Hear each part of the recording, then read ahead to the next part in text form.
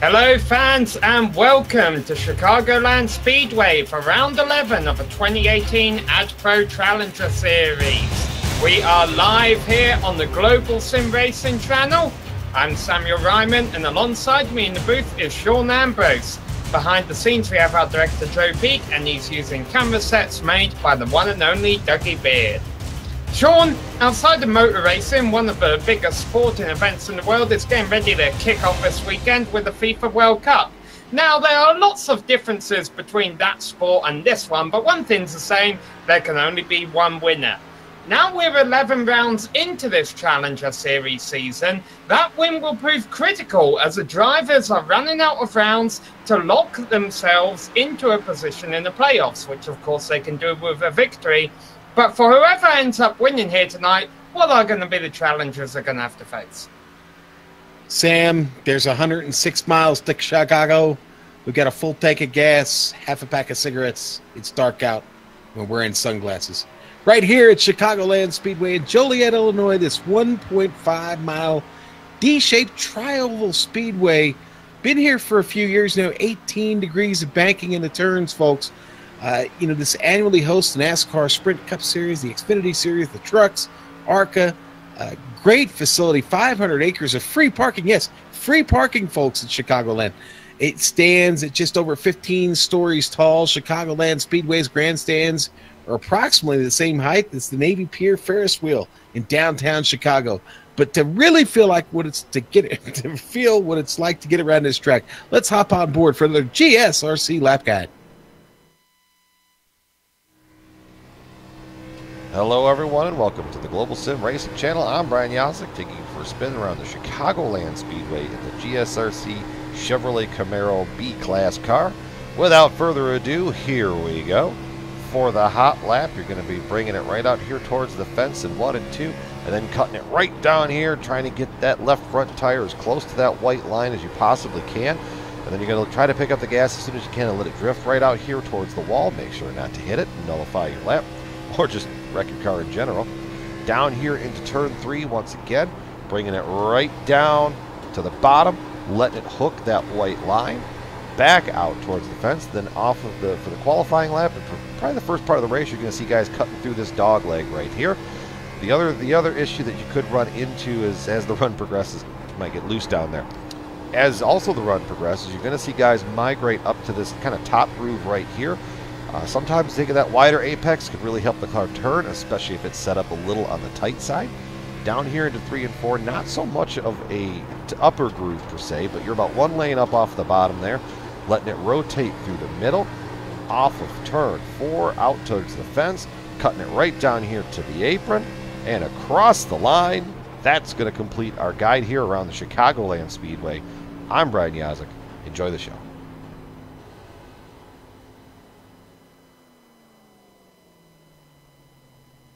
A bad, fast lap around Chicagoland Speedway, courtesy of Mr. Brian Yasek in the number 55 GSRC Camaro, XFINITY Camaro. Now, let me tell you about our great sponsor this evening, folks, Top Shelf Mobile Detailing, sponsor of today's Top Shelf 200 from Chicagoland Speedway.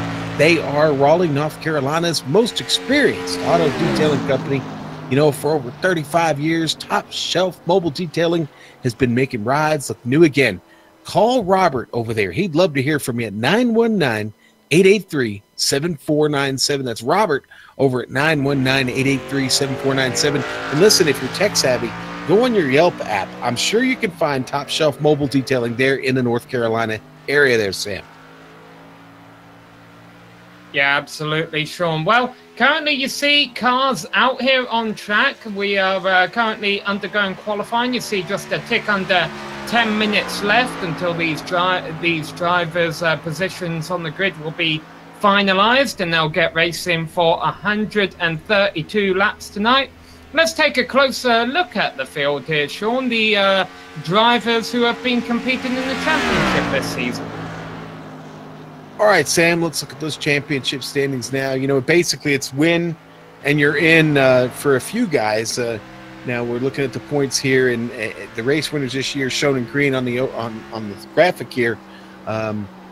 relative to 12th place bubble position. Now, only the B car drivers can score points, and the drivers here today not running for points have got those white windshield banners. If we pick that up during the broadcast, you have a better idea of who is now. Basically, in this scenario, when I talk about winning, you're in. Gerald Campbell, Josh Tanner, Adam Eisenhower, our old buddy Ike, Trey Galligan, and Blake Griffith can still earn bonus points for winning races and stages. Drivers, of course, who score the most regular season points earn 15 points for the playoffs. So, Sam, lots at stake right now, but Gerald Campbell still holding on to that spot. Trey Galligan just closely behind. We're getting really close to those playoffs, like you mentioned in the beginning, Sam, and it's certainly heating up around here. Yeah, things certainly are heating up around here. Now, the driver who was really tearing up the circuit up front last time out when we were at Michigan was laid off, and meant that really took away an opportunity for some of the drivers, such as Mark Clewell and Will Davis, who haven't got a win yet this season. They're probably going to be locked into the playoffs based on points anyway, but would love to do it the easy way. And of course, this guy on camera right now, Gabe Wood, how close as he came to winning this time is many times this season. It's really one of the stories of the year that he hasn't been able to pull it off yet. Well, he's got some work to do. Judd Danielson just went to the provisional pole, Sam, with a really, really hot lap of 31.1. And when you start looking at the times at the top, they are just separated by mere hundredths of a second. Gabe getting down there on the apron there, which is certainly in play here in Chicagoland, looking for just thousands of seconds to pick up. Yeah, and these drivers, they only get one run. They go out in reverse order of how they practice. The series tries to make it as realistic as possible to real-world NASCAR racing. And let's take a quick look, actually, at how they do that. First off, we have a playoff championship standings, and you'll see right now we are 11 rounds into the 16-round regular season. We have 7 playoff races that 12 drivers will make it into. We got all 3 Xfinity cars here, the Chevrolet, the Ford, and the Toyota. Fixed setups and a limited amount of tires. So that does play a role in strategy when we get to the third stage, because this series does do stage racing. If you cause 2 accidents, you are removed from the race. And if there's a caution with less than 5 laps left to go, don't fret. This series has found a way to run green-white checkered to give us a winner on track. Gabriel Wood, good enough for 4th place. Josh Bonwell on his first lap, Sam, just took down 2nd, sitting on the outside of the front row.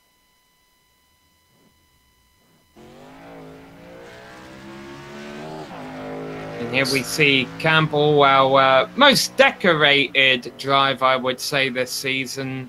Sean, he has 2 wins. The only other driver who can say that this season is Richard Regan Jr. However, Regan Jr. not competing for points in this division. Correct, yes. And, well, I tell you what, Gerald has got a warm track to deal with here in qualifying. He'll look for the grip and getting that car down low on the track to try and pick up as much speed as possible here through his qualifying run. I'm not shocked if he's got a front row in him here.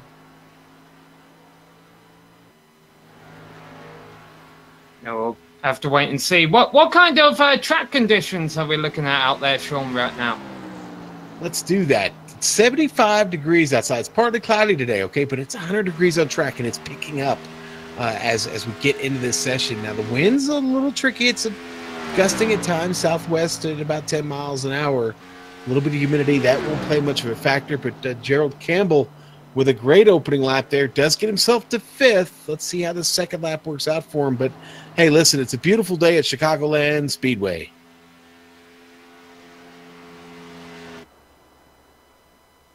Oh, and look at that. Justin Bolton out of nowhere rockets up to the pole. He came out right after Campbell, actually. Bolton with a 30 flat, the only driver that's gone 30. Whoa, the Carolina driver really on the hammer. Nothing better there for Campbell. Unfortunately, he will sit in 7th. Not a bad spot to start from. There's a long way to go in this race, Sam. Yeah, and it's not unusual for Gerald Campbell. He doesn't always tend to be the top qualifier. It's not unusual for us to see him have to work his way through the field early on, but then he's up there by the time we get to the end.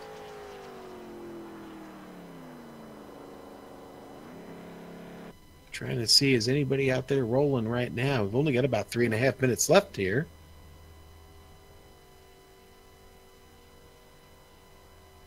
Yeah, I wonder if we've got any more takers. We've got 25 drivers registered right now, and let's see, we've only had 18 of them take time.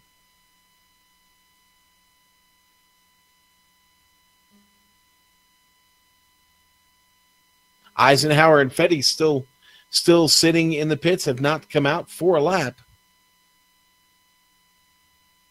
Sam, you think we should call it, buddy?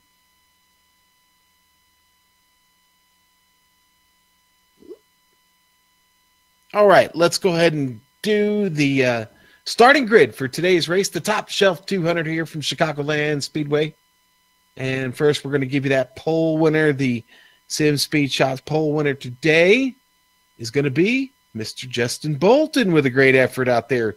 Really, as I said a moment ago, was the only driver to come in with a 30 flat, and that was a tremendous effort there. So hats off to him. He will win our Sim Speed Shop pole award, and you rack up enough of those, and you will pick up a little bit of money here this season. So let's see. Where the round 11 winner, of course, goes to Justin Bolton, and for every 2 poles, the driver does earn $5, and the driver, of course, with the most poles at the end of the season earns $20, courtesy of SimSpeedShop.com, a great place to order custom button boxes as well as buy and sell used equipment. For more information, go to SimSpeedShop.com.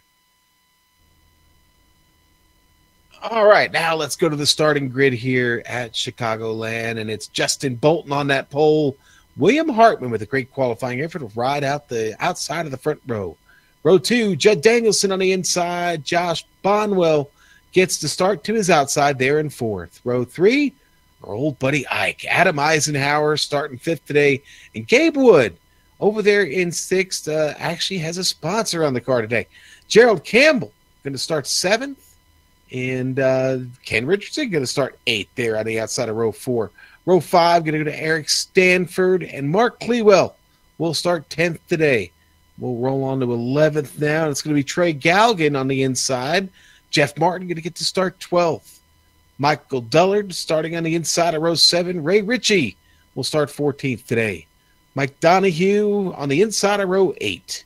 And Robert McFarland right there to his outside in 16th. Row 9, John Theodore and Mark McFadden. Row 10, going to go to Jeremy Crandall and Donald Stewart. And we've got a few more drivers here. Jason Eisenhower, they're going to start on row 11 with Kevin Fetty. Row 12, Scott Seaman, Mark Jackson. And row 13, going to be Justin Anderson. There is your starting grid for today's race. And we've got about 30 seconds before they start gridding up. And you know what? Sam will be back with us in just a moment. He's fighting some gremlins right now, but we'll be okay. Take you here to the grid and around if we need to. But we talked about some of these drivers: Gerald Campbell, Richard Reagan, 2-time winners this season. But of course, Reagan not running for points. It's Gabe Wood who we'll have to keep an eye on. He's led all these laps this season, but hasn't taken home a win. Is today his day? I don't know. We talked about it earlier. I'm sure we'll continue to talk about it throughout the race as he continues to fight for that win. And this is Chicagoland. It's a really fast 1.5-mile tri-oval, and there will be a strategy at play today. These tires will fall off. They will hit the wall. Drivers going to have some pretty wild cars out there. We talked about the 100-degree temperature on track. That's certainly going to be a factor today. As that temperature continues to rise, drivers are definitely going to be wanting those tires every chance to get them, but they only have 5 sets to deal with. The first set is already on the car as they get ready to grid. So, 18 of those cars you mentioned, Sean, turn times. We have 25 cars in total. A rather big field here in the Challenger Series. And, of course, that means a lot of drivers out there who aren't here racing for points. How will they mix things up front? Let's not forget, even though it was a runaway victory for Ladoff last race out at Michigan, the 2 races before that both saw collisions, cars banning fenders coming to the line for the victory. Who knows if that's what we're going to see at the end of a 132 laps tonight. And as we mentioned in the pre-race, it's not going to be 132 laps all in one go. We're splitting it into 3 stages. Let's take a quick look at that. 33 laps for our opening stage. 33 laps likewise for the second stage. And then a 66-lap dash to the end. And that's where strategy really comes into play, Sean. Yeah, I was talking about it a moment ago, Sam. You really want to try and take care of these tires. Now, of course, we're used to the format, the stages, the 33 laps. It's who's going to step outside of that 33-lap window and maybe gamble. I don't think we'll see any two-tire gambles this evening. I don't think that really benefits you, but we'll see who can drive them as deep as they can to save those fresh tires for the very end of the race. And hey, listen, if we get into a green flag situation throughout this race, then all bets are off, Sam, because, it's Katie bar the door and green flag dictates everything. So we'll see. This series been tremendous for providing us with great long green flag runs. So I don't know, tonight could be one of those nights where the tires are the most important factor playing. So you mentioned Justin Bolton taking that pole position by over a tenth of a second. It must be said, pretty impressive considering they're all running fixed setups. However, that's only his first pole of the season, according to my notes. That doesn't mean yet that he's eligible for the $5 award that the Sim Speed Shop awards. If a driver gets 2 poles throughout the season, Bolton will have to come back and do it again. Plenty of rounds still left in the season. Man, if that 24 car can take pole by a tenth of a second around here, I have a feeling that we haven't seen all that he has during qualifying yet behind the wheel of that Ford Mustang. You see the field already rolling through turns 1 and 2 right now. Getting set to go racing here at Chicagoland Speedway on a very sunny day with a very healthy looking field. Bolton and Hartman getting ready to lead said field to green. They're about to roll through turns 3 and 4. The pace car will make the hard left-hander down into the pits. It's been a couple of weeks since this series has had these Xfinity cars out on the racing track. And boy, these things are very fun to drive, very fun to race. And I'm sure these drivers are eager to get going, and we are too. Here we go. Ford Mustang off, and Bolton has control of the field, and he's going to take full advantage of that control right now. Lead the field to green. We are racing here at Chicagoland, but likewise, a good start by Hartman. He has the door downstairs if he wants it. Well, already 1-2 decided it's side by side behind them. 3 rows deep as they make it down the backstretch here at Chicagoland Speedway, heading to 3. So Bolton off to a good start. Hartman likewise. Danielson and Bombwell holding each other a little bit, holding each other up a little bit as they went through turns 3 and 4 side by side there. I've got to admit, I think this has been one of Danielson's better qualifying performances of the year. And right now he's losing 3rd place to Gabe Wood.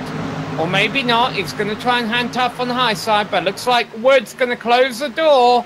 And Danielson drops back to 4th. Here comes Josh Bonwell running through here. Be careful here in the early stages of this race. Don't want to push too hard and find yourself up in that wall or, God forbid, into your competitor. There he goes, taking that position from Judd Danielson. Yeah, so Danielson fading back on that high line in the early stages here, because behind Bonwell there's Adam Eisenhower. He's had a couple of unfortunate races recently. Gerald Campbell, he's had a lot of good fortune on his side this year. He's at the back of his pack. They are all stacked up behind the side-by-side battle for fourth between Bonwell and Danielson. Bonwell using all of the apron on the front straight. Man, what a gaggle of cars back here behind Bonwell, though, man. They're all scrambling right now. Danielson's still stuck there on the high side, making it work, getting real nice momentum off exit.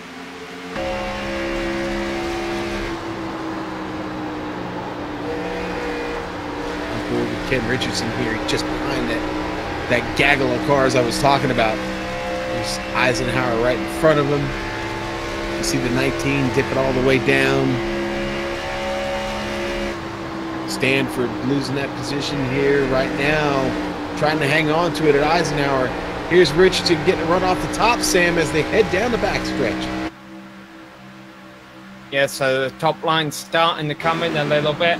I just noticed the Texaco paint scheme on Mark Clewell's car back there running in 11th place. A very nice throwback scheme for that number 65, just riding around outside the top 10 right now.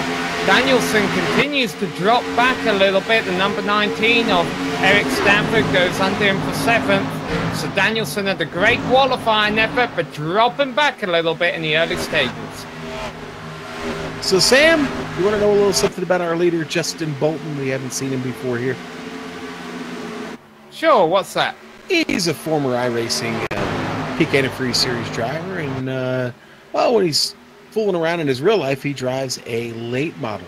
So he's a real-world driver. I believe he is running Hickory Motor Speedway down there in North Carolina. Area you're familiar with, I think. Yeah, I've been to Hickory Motor Speedway a few times. I'll tell you what, that place for a short track, I know it's in the heart of North Carolina, it really draws quite some impressive crowds. Meanwhile, Mike Donohue is having a hard time. And yeah, now he's slamming his car into the wall. He got a little piece of it a few laps ago, earlier over in turns 1 and 2. He got a bit of it, and in 3 and 4, he got it even harder this time around. That's what you call eating it. We're about to see it here. That's a shame, man. Scratching up the prettiest car in the field. And then it goes back for more. That's, man, it's going to be some pretty good right front damage for him. He's already losing spots, getting past here real quickly. Here comes Crandall, now Fetty. Oh, he's back in the wall again. Mike, get the car in. Get the car in before it gets worse, man. He's got a chance to get some... Oh, and really close there. Wow, Donald Stewart, I think, almost got into him.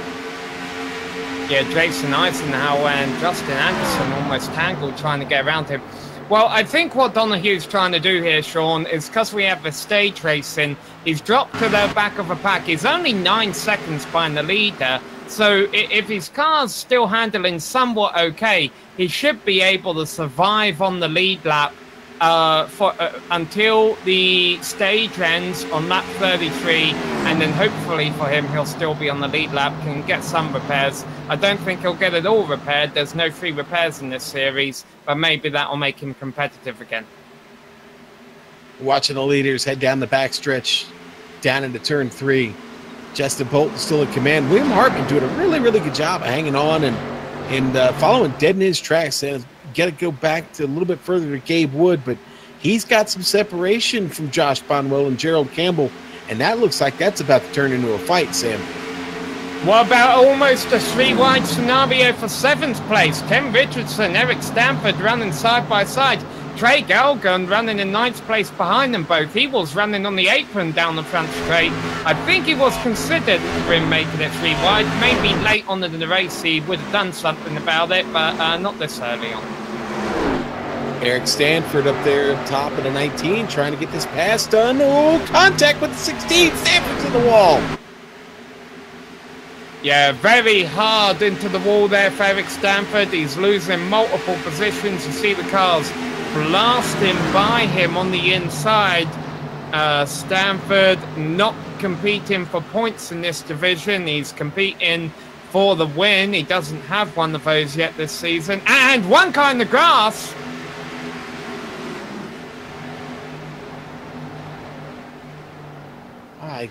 Yeah, that's Robert McFarland. He's taken a tow to the pits after that.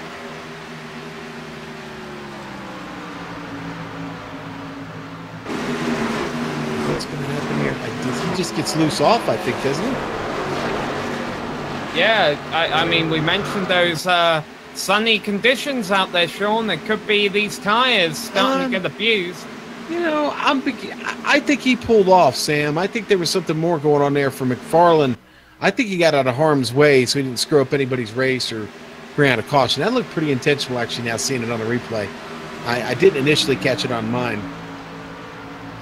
Now, this is weird. I'm looking at the chat, and maybe this is a message from practice earlier, Sean, but Chad Danielson said pitting in, he's still out on track.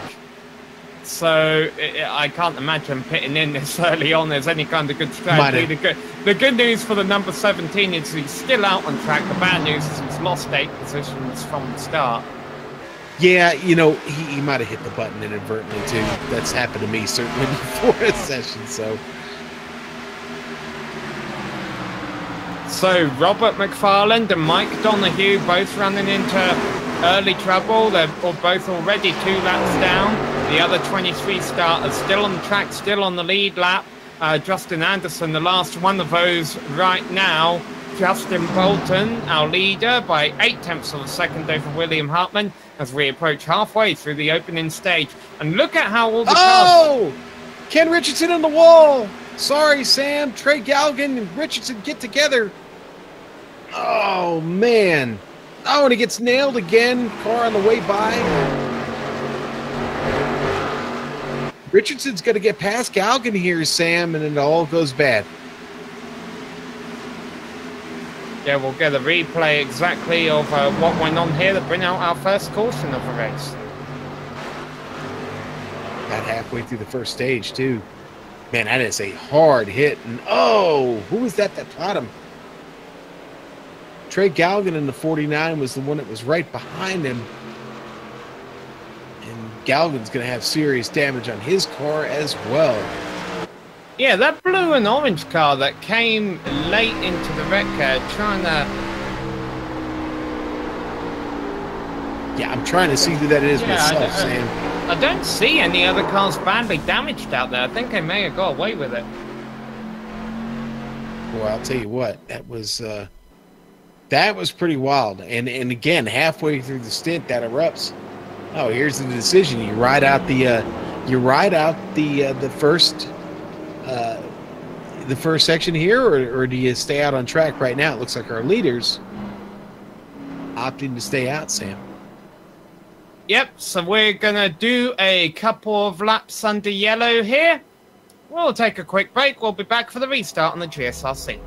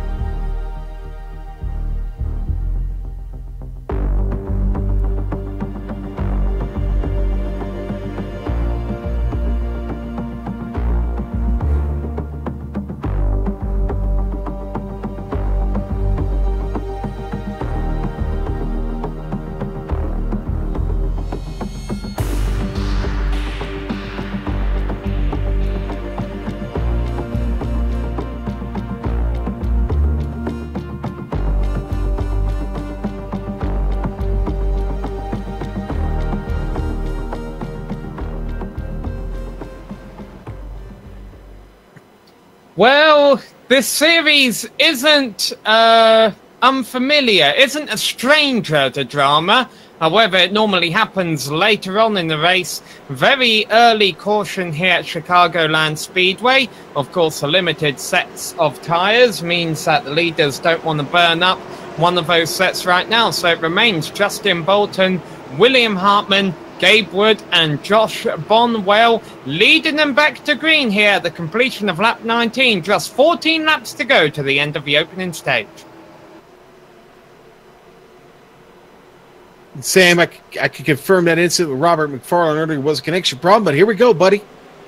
Yep, lights off on the pace car. Pace car's off. Bolton leads him away, and you see, even with just 18 laps on the tyres, William Hartman struggling with wheel spin on that one.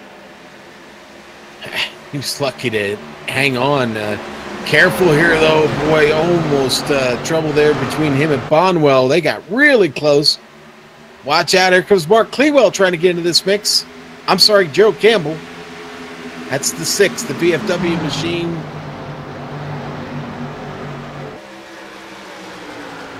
I'm starting to wonder if Justin Bolton's first name is actually Usain, because he is bolting away from this field right now out there, Sean. He really is, Sam. Another driver I've got my eyes on right now, Scott Seaman. Up 10 spots now. He did not take tires. He's starting to fall. He's getting overtaken now. Danielson just went by. Here comes Mark Jackson. Oh, Seaman. Look at some of the cars back in the field. Jeff Martin flirting with the wall over there in turns 3 and 4. Oh, okay, he got a little bit of help to get up there. 3 wide, almost going into 1. Look at Danielson trying to fly up through the middle there. Well, Danielson on fresh tires. Got to remember that. He did take them. Yeah, I don't know. I don't know how much I agree with that strategy of burning those tires up early on, but I'll tell you what, it's working for him right now. He has gone from 8th place to 3rd in 1 lap. Sam, he's only got 10 laps to go here to the end of the segment. He's burning his way right to the front. Here he comes. Gabe Wood, watch out. Here comes Judd Danielson in the dirty air. Toyota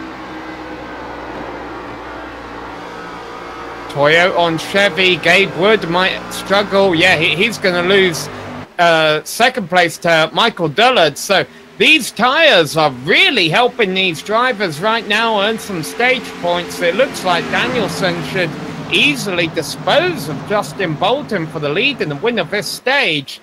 But will that hurt him later on? Dullard on a fresh set of tires as well, as both of them start to get here to the rear bumper of Justin Bolton, the man who's been looked so far unbeatable. But they are charging to the end of this stage. Now, getting there is one thing. Making this pass and pull it off is certainly another. I'm not entirely sure that's true, Sean. I have a feeling that these tyres are so much faster. As I say that, Bolton positions his car well on the entry of a turn, but Danielson easily able to dispose of him on the exit. The problem for Danielson is Bolton held him up just enough that Michael Dullard could actually challenge for the win of this stage. Yeah, Dullard's car looking good right now. He does have a little bit of front end damage on the car on the right front, which is a bit of a surprise, and he's still so fast. Able to hang with Judd Danielson here. Let's see for how long. Maybe Danielson can try and pull away here. But Sam, we have what, 7, 8 laps here to go till the end of the stage.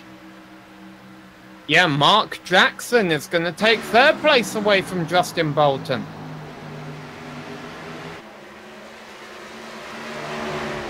So, Dullard all over the back of Danielson. Now, it must be said that this is the first time Bolton's not been in the lead of this race. How will he struggle with the air in front of him? Well, so far it doesn't seem to be bothering him too much. He's still far and away ahead of all the other cars on the same strategy as him. Yeah, definitely, Sam. But, I guess we're stage racing. Judd Danielson's not even competing here in the Xfinity Series, so the Challenger Series for points. So certainly nice to win the stage, but it won't benefit him obviously towards the championship. Dullard the same way, but they are going to have a great finish, a great fight to the finish here with just 5 laps to go now. And Mark Jackson could throw his name into this too. He's only a few tenths of a second back. Let's not forget, Danielson did not have a good opening stint to this race. He could be missing something on this track. Is he holding up Dullard and Jackson right now? Well, I don't know about that. Judd seems to have the car where he wants it right now, and tell you what, Dullard's got to worry about Jackson. Jackson's getting quite a run on him right now. Yeah, change for 4th place coming up as Mark McFadden is going to use the newer tyres to get by Justin Bolton, push him back to 5th place. Here's that battle for 2nd you were mentioning. 4 laps to go to the end of the stage race, side by side. Yeah, Jackson finding a little bit of life for the car. Jackson started back in 19th. Took tires on that last stop and finds himself fighting here for 2nd at the end of the stage. Dullard not giving up top. As these two run side by side, Danielson taking advantage of the clean air to try and pull away from them. He's not being that successful at it. Only half a second lead with 3 laps left to go in the stage. The good news for him is that if Dullard and Jackson can't decide on who's going to run in 2nd, they might not be able to run him down in that time. The bad news for him is they have just decided that battle for 2nd. Dullard now ahead of Jackson.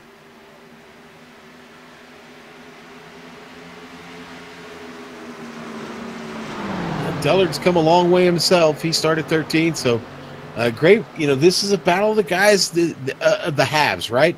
They took tires. The have-nots, well, they're still hanging on. Justin Bolton leading that field. Justin Anderson, another driver that took tires, is moving up, but hasn't really got to Bolton yet. I don't think he will before the end of the stage now with just a lap to go. We've documented the top 5. The other drivers rounding out the stage point finishers right now, aka the top 10, are Justin Anderson, Gabe Wood, Gerald Campbell, William Hartman, and Mark Clewell, although Clewell could lose that to Josh Bonwell.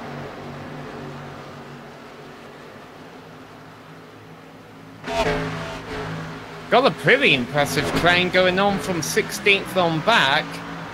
Sure, if it was the last lap of a race, they'd be a bit more rowdy. Right now, they seem to just be content to follow each other around. Well, Danielson has a good lead, Sean, as they come around to that green and white checkered flag. 10, stage number 1. Yeah, good job there by Danielson. Honestly, I'm not opposed to his strategy right now. He's going to win the stage, and let's face it, everybody's going to come in here. He could choose to stay out. I don't think so. Probably come in, take another set of tires. You'll be on your 3rd set. You'll still have 2 left. So, caution comes to finish stage number 1 of 3. Less than 100 laps to go for these drivers now. Another 33-lap stage incoming. In fact, they've already started working it, of course, because the caution laps do count. And Danielson will bring him up behind the pace car this lap, and I have a feeling pit road will be open this time by. Boy, the pace car came out half a lap ahead of them, or they're all flying around the track to catch up with it. Here they go. So Danielson, Dullard, Jackson, McFadden, Bolton, Anderson, Wood, Campbell, Hartman, and Clewell. And as you mentioned, anyone who stays out here on all tires is going to be a sitting duck for pretty much the entirety of stage 2. But is that a bed that some of these drivers up front have kind of made for themselves?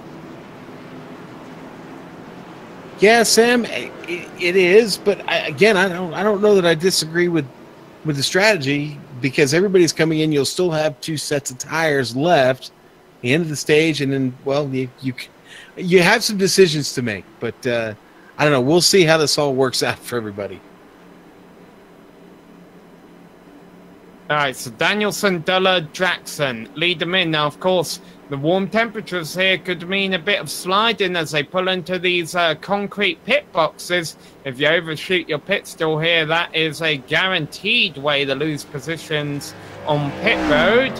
Now, Danielson does have a bit of an advantage. He has that third pit stall, so a fairly clean shot to pit exit. And he hit his marks nicely, so maybe Danielson is able to win the race out of pit road. Indeed, it looks like he's going to do so by a country mile. Look at him scramble there off pit lane. Real close one there. Wow, Eisenhower just getting beat there out of the pit lane.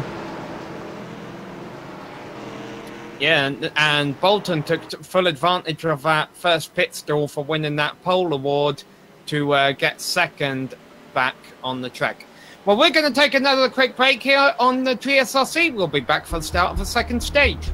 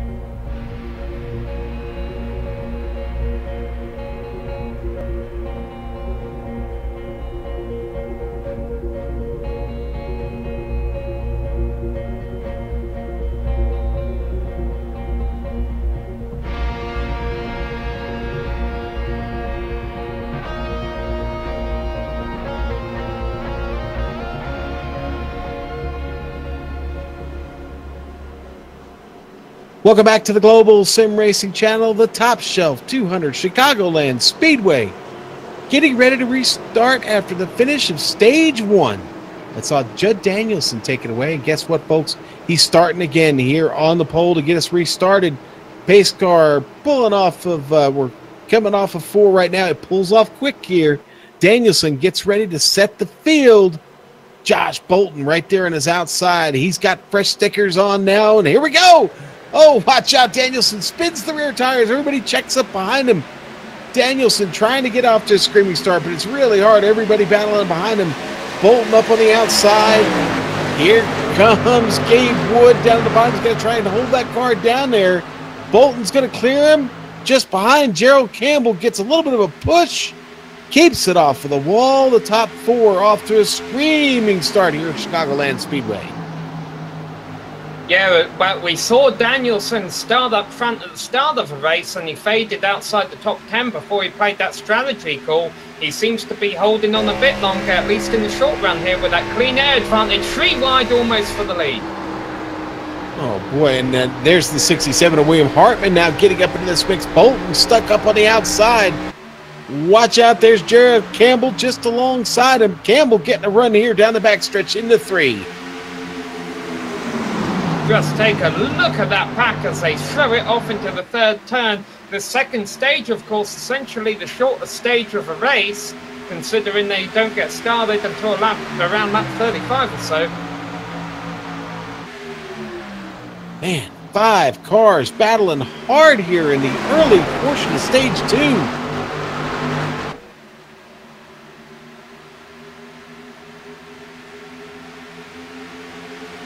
See, likewise, a 2nd pack of 5 cars rounding out the top 10 there. Then they're pretty much in a single car train all the way to the back of a pack. But boy, things still dicey up front. Danielson not leading them anymore. Gerald Campbell has that top spot. Ooh, and he comes all the way back up the track. Gerald Campbell got that car on the edge right now. Now, watch out. Here comes William Hartman with a run along Danielson. so Gerald Campbell has worked his way up to the front. We mentioned he doesn't always qualify too strongly. It wasn't atrocious here today. He started back in 7th, I believe, and has progressively worked his way up towards the front. How long can he hold on to it? Well, if he has to play a no tyre strategy call later on, he'll probably definitely end up losing it at some point.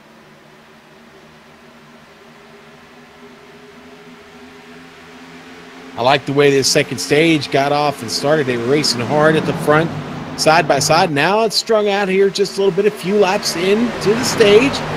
Still battling back behind them. There's Josh Bonwell, living high and happy on the top side of this track right now. I wonder if this is maybe a strategy play for tires here for Bonwell. It could be potentially. Obviously, normally we don't anticipate cautions for incidents in the opening couple of stages in this series. Normally the ugly stuff happens in the third stage. So right now, if you're looking at making your second stop at the end of this stage anyway, might as well go ahead and burn them up. I like the way you think, Sam. But then, of course, you could always burn them up too early in the stage and be a sit-in duck for drivers who are taking care of their tyres right now.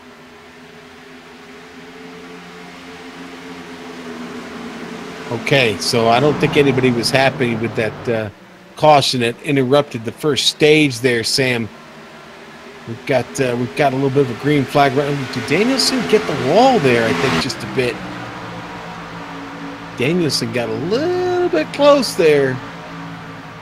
Battle for the lead, though, Sam. Here we go. Gerald Campbell under pressure from Gabe Wood. These drivers have had two different stories this season. Gabe Wood is normally running up front early on, but unable to seal the deal. Gerald Campbell normally, as I just mentioned a moment ago, as they get very close out the exit 4, Campbell normally leads later on during the race. Twice he's been able to lead on the final lap. Not lap number 46 tonight, though. That was Gabe Woods.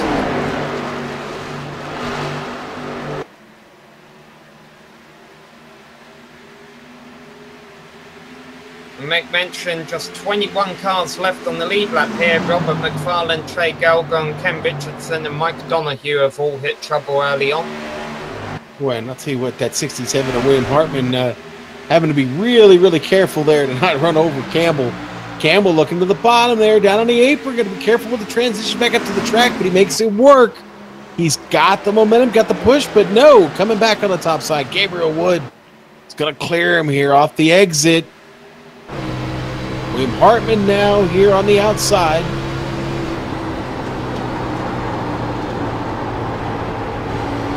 I think Bolton's sitting back there just letting the race come to him right now, to be honest with you. Oh, boy.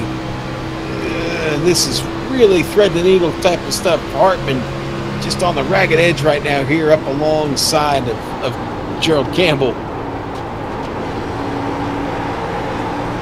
So Wood, the lead in the field around Campbell, holding off Hartman. Justin Bolton just riding there in fourth position as Hartman goes underneath Campbell in turn number 3. Must be fun for these drivers, especially Wood, Campbell and Hartman right now, knowing they're battling up there with a Pro Series driver. The bad news for them is they saw what that Pro Series driver, Justin Bolton, could do in that opening stage when he gets a taste of that clean air. And Sam, I know we've been sticking to this battle for a while. It's the lead, and it's been a good one. Let's go back to 10th if we can, just real quick. Eric Stanford, had that trouble in the first stage. Back to running really well now. He's holding off Jeff Martin, Adam Eisenhower, Mark McFadden. Martin just caught in that dirty air there, had to get out of it. You know what Eric's got, Sam? A fast car? He's also got the meats. He's got the meats. You know who's got a fast car in the race? Didn't really have one in qualifying. Well, two actually. Mark Jackson, who qualified... Justin Anderson is off in the grass, losing positions. Trying to hang on to it here. He's going to transition back to the track. Careful. Good job there keeping it on track. We've got a replay of it, Sam. See how close up Dougie Beard's got these cameras. See if we can get iRacing's new grass physics into full effect here. Oh, got a little bit of tap to help him down there. Yeah, a little bit of grass being thrown there. Looks like it's a little dry here at the track today, so it's throwing up some, not a whole lot. Maybe more humidity increases the chunk. I don't know. Keep an eye on that. Maybe keep some stats. Top three nose to tail. Change for second. Justin Bolton just took it very loose through turn 2. That's going to allow Gabe Wood to run away. Good thing the back straight isn't exactly straight around here, Sean. That may have helped Bolton get away with that one. Yeah, we mentioned its tri-oval characteristics. We're going to go on board here with Justin Bolton. And I think it's probably the first mistake we've really seen him make tonight. Black car going to get really, really evil on him here.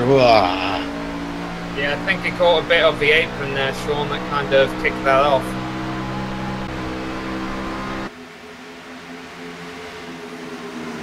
Definitely a good save.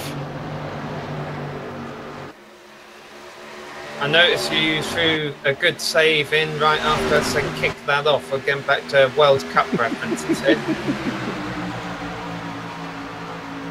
Boy, seeing Gabe Wood win after a year of not being able to pull it off, or, well, a year, 10 races of not being able to pull it off so far. Boy, that would be like seeing England win the World Cup after 50 years of not doing it. Yeah, I'm probably not going to make too many World Cup references, Sam, because, well, of course, we here in the States don't have a dog in the fight. So, is it proper to say dog in the fight? I don't know. You know what I meant. I think you might be thinking of references back to a different kind of football there, Sean. Nah. All right, so Bolton all over the back of Gabe Wood. As here they come down the back straight. He thought about making a move to the inside. Pretty impressive by Bolton after the slide he had just a moment ago. Tell you what, cover the top 3 with a blanket right now. But they're not pulling away from Gerald Campbell. Campbell holding station right now. Mark Jackson still has decent pace. Jackson right now, one of our big movers in this race still. 14 spots. It's got him in 5th. Yeah, it must be said, even though Mark Jackson and Scott Seaman started at the back of the field, neither of them turned a lap in qualifying. There's a matter of... Sorry, a good battle going on here. Here we go. Yep, battle on for the lead as they complete lap 57. They were actually tied at the line that time around. Boy, that would have been good to see on the last lap. I'll tell you what, talking about last laps, we're running out of laps to the end of stage 2. We're racing the lap 66. Right now, Bolton has control of the field with 8.5 laps to go. Yeah, you know, I talked about, I'm not one to jinx anything. I talked about it at the beginning, once we got into the stage, you know, when they started to spread out, Sam, I just had a feeling on this one that we might get a full run here to the end of the stage. And like I said, I'm not trying to jinx it here, but what a great battle it's been up front through the entire stage. And even though I could be eating my words with Justin Bolton taking the lead back, even though we've seen Bolton dominating, well, not dominating, when he's been up front, he's been dominating the field up so far. Other than that, there's really no clear driver who can win this, Sean. I mean, we've seen Gabe Wood, Hartman, Campbell, those three drivers running right behind Bolton right now. They all have front-running pace. And if Bolton makes a slip-up like we saw him do about 10 laps ago, or if his tyre strategy doesn't play into his favour, and that could go for anyone, considering what we saw Danielson do earlier, you know, there's a few different drivers who could be standing in victory lane at the end of this. Although I've got to admit, Bolton's looking good right now, as he now has about a half a second lead over the rest of the field. Hey, Sam, let's look at the battle for 7th. It's Clewell and Scott Seaman. Clewell down there on the bottom. Those two been working it for a moment here. And boy, Clewell runs up the track side by side down the backstretch. Here they go into 3. Seaman's been running this high line now for a dozen laps at least. It's really been following Bonwell. Yeah, Bonwell, I would say, has had one of her quietest races up front there today. These two aren't having a quiet race right now, though, that's for sure. No. Nor are the two drivers battling for 11th place, Jeff Martin and Eric Stanford. Unfortunately, neither of them going to pick up any stage points here. Adam Eisenhower currently holds the last spot down in the top 10. Well, and Bolton continuing to pull away Sam up front. Honestly, I think he spent a lot of time sitting behind them fighting. We talked about that before in the early parts of the stage. Saved his tires up a little bit. Now he started to pull away from the field. Almost got it to his second here down the backstretch.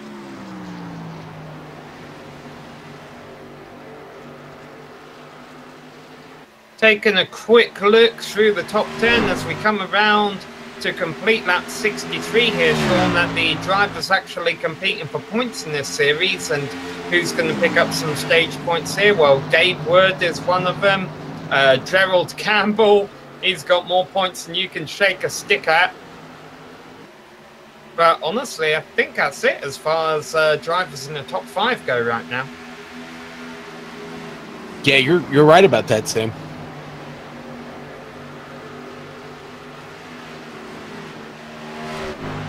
Wow, hard to believe. 2 laps, we're almost to the end of the second stage.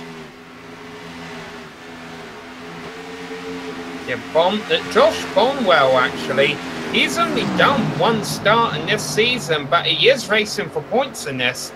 And, man, he's got some work to do. Honestly, he's probably going to have to hope for a win at some point in the next 6 races to get himself into the playoffs. Hey, listen, you're down on points. You're a driver in this league right now. You don't have a win. You better figure something out here over these last several rounds, because there's got to be a track that you got to dial it in and get it done. Well, the driver who has it dialed in at Chicagoland Speedway right now is Justin Bolton. He wasn't able to win the first stage, but well, even though he lost that battle, could have he won the war by saving an extra set of tyres for the final stage, unlike our stage 1 winner, Judd Danielson, was able to. Bolton crosses the line. He'll win stage 2, ahead of Gabe Wood, William Hartman, Gerald Campbell, Mark Jackson, Mark Clewell, Josh Bonwell, Scott Seaman, Adam Eisenhower, and the aforementioned Judd Danielson rounds out the top 10.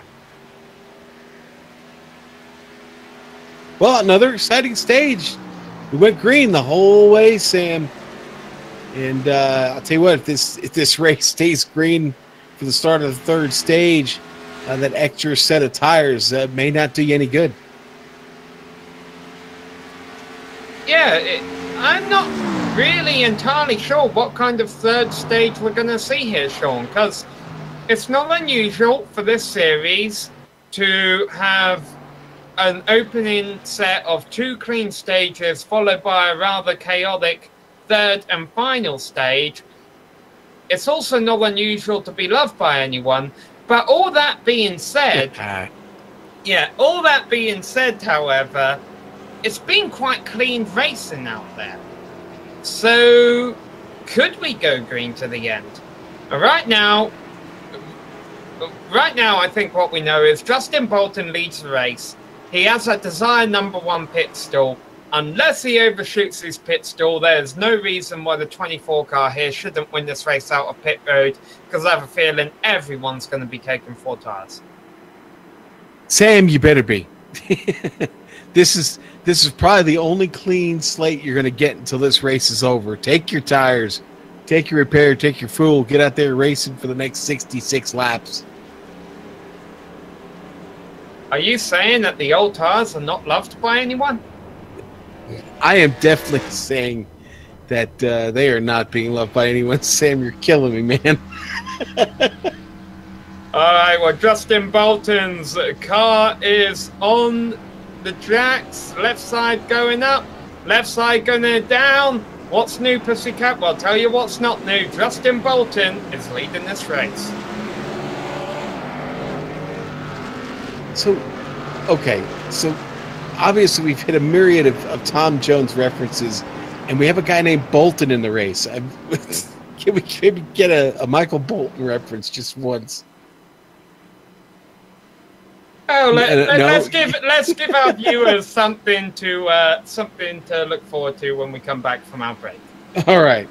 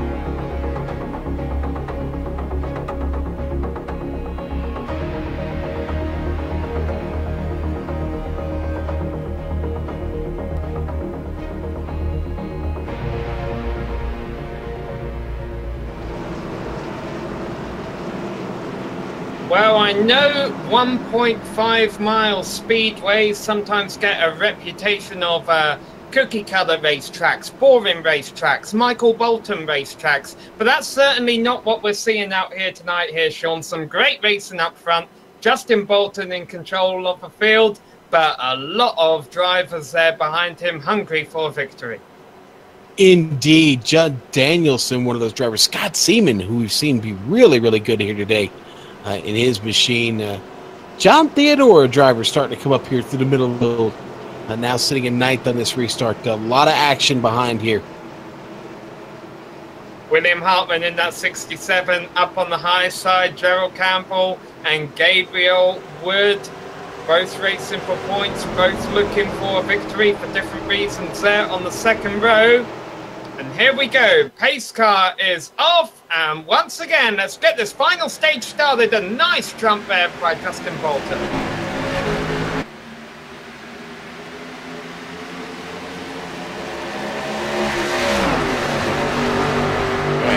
Gabe Wood almost rolled. Careful, careful. Trouble for the sixth there. Gerald Campbell really squirrely down on the apron. That transition really hurt him. Again, Bolton has been able to break out to a good lead while this battling for second is going on. Hartman ahead of Campbell, ahead of Wood. Mark Jackson puts himself back up into the top 5.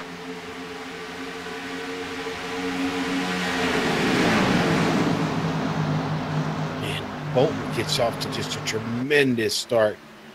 A little deeper in the field, Sam. Battle right now between Stanford and John Theodore.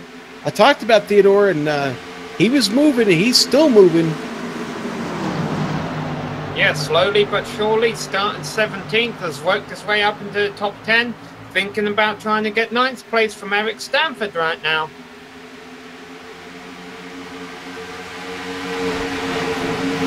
Theodore drops to the bottom, go into the turn. Not enough. He's not there.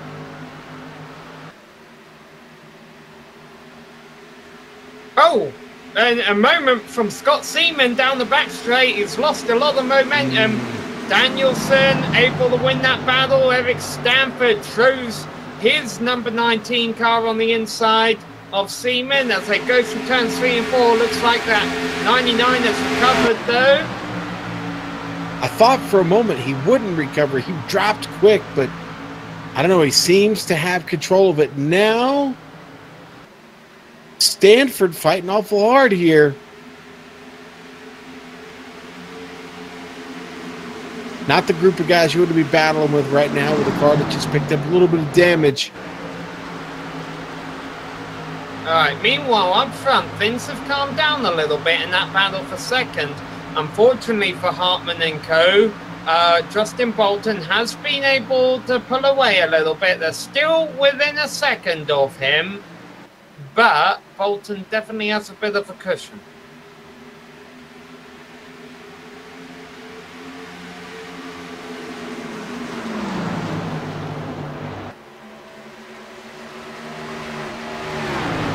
Sam, this whole field still really covered up pretty well, but the real action right now is just inside of 10th place.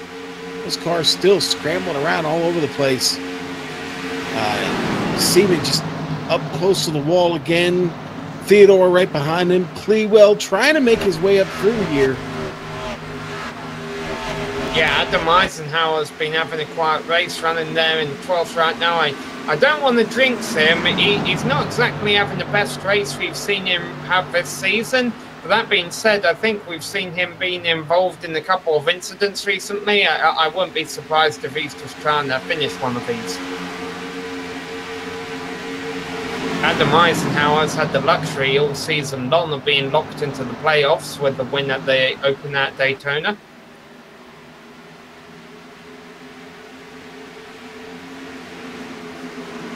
Boy, I'll tell you, what happened to Michael Dullard? That car has fallen all the way back to 31st place now. He's battling right now with Ray Richard. Side by side, almost making contact with him. They may have made contact. Richard and the Lordco Mustang.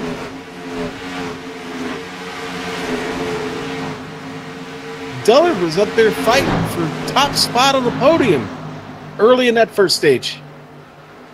Oh, Gerald Campbell has had the moment exiting the second turn. He's losing multiple positions. Now he finally merges back onto the track. Wow. He merges right back into a hornet's nest there, Sam. Not the first time we've seen a driver make this mistake before today. I'll tell you what. Gerald Campbell got, okay, and you see on the replay here, he got a little bit of help. He got his couple of wins very early on during this season. I think he's had a bit of bad luck recently. Hopefully he'll still have some momentum on his side before the playoffs start.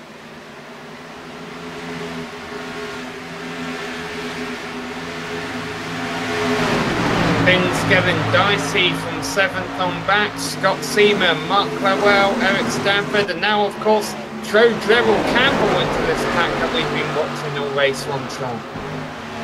Yeah. Campbell to fight side by side here. Clewell and Seaman still going at it. And Mark Jackson may be getting ready to break into the top 4 for the first time today. He's been running in 5th for a little while, but he's kind of close. Well, he was close behind Josh Bonwell. Bonwell used the apron to pull away from him a little bit last time around. Yeah, Bonwell been all over this track today, Sam. The high side, the low side, on the apron, somewhere in the middle. It's all been about taking care of the tires. He's trying to set himself up for a podium here today. Yeah, we've seen cars all over this racetrack. Some up in the walls, some down in the grass. But as you mentioned, we've definitely seen 2 different grooves when these drivers have been racing. Unfortunately, up front right now, the cars are spread out. But even if we do go green to the end, things will get intriguing up front because these drivers would have to make a green flag pit stop under those circumstances. And as we've seen with the tire fall off, the undercut is a very real strategy. And that's John Theodore, the 27 you see down there on the bottom. He's trying to get a run off the bottom here to get past Eric Stanford, and it's not going to work. Stanford going to hold position there. Adam Eisenhower right behind. Oh, careful. Oh, man. Almost had contact there. Stanford moves right up in front of Eisenhower, and he was just barely clear. Comes back across the track. That was pretty wild. Must be said, it hasn't been John Theodore's strongest performance tonight of the season. He's racing for points in this division. Currently he's sitting kind of pretty there in the playoff positions.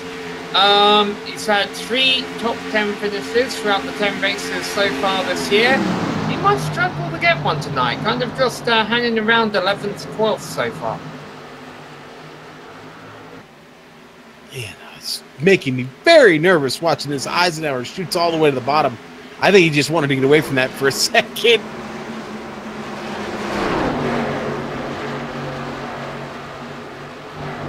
Jeff Martin, we saw him up.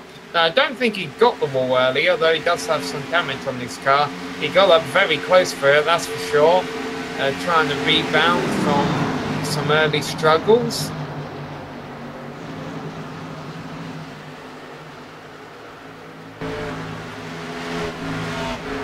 Not unusual, Sean, for our more successful series that we cover on GSRC. This being one of them, it's put on great shows throughout the season, and a 25-car field here tonight, showing that the health of this division is definitely there. Not unusual for drivers who are front runners at the start of the season to kind of struggle to fight for top 10s by the end of the year, as new names, drivers who are watching our broadcasts or just becoming more familiar with the league, learning these names more as they become, a bit more well-known on iRacing. Participation builds, the quality of the racing, the quality of the drivers build, does make it a bit more difficult for these drivers competing for points. Certainly does, and today, like you mentioned, it's a perfect example of it. They're not getting much of a break here. Especially now with Justin Bolton having a 1.5 second lead over William Hartman. And that is huge, Sean, because that means if Hartman decides to play the undercut strategy and come in a lap, and then Bolton has to go around another lap before he comes into the pits to cover it, well, that might be okay for the driver of number 24, because he has a 1.5 second buffer behind him that he can use to cover Hartman's lap on newer tires. Mark Jackson's getting caught out here. Clewell getting a big run at him now in his Mustang. I think this is the highest we've seen Mark Clewell running all night long. He's trying to break into the top 5. Yeah, he's got something down there in that bottom groove. He's powering on past. Trying to drop Jackson here as they get to the line. give it to Cleewell. Up another spot, Sam. He's in the top 5 now.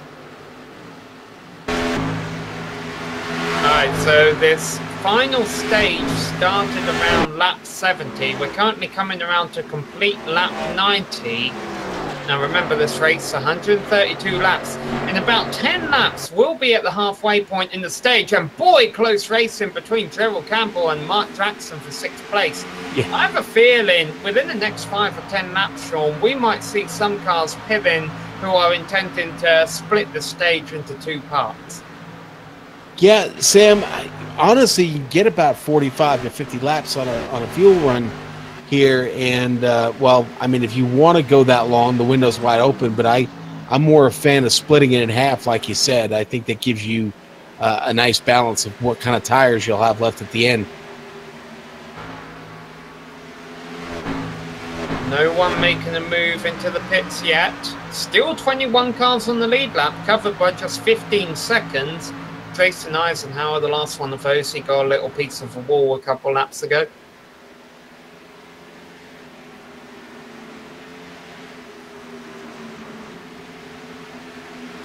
Mark Lowell going really fast right now, Sean. He might not be done here. I don't think he is. I'm going to be honest. I think he's going to keep taking a bite out of this big apple. Bonwell is, on that last lap, was just a little bit slower, just by about 0.08 of a second. So they are gains, but they're small right now, and Cleewell does seem to be tracking very well. Jeremy Crandall, he kind of been running around 15th place towards the tail end of the lead lap. He's going to play the strategy card, try and get new tyres before everyone else, see if that jumps them up a few positions.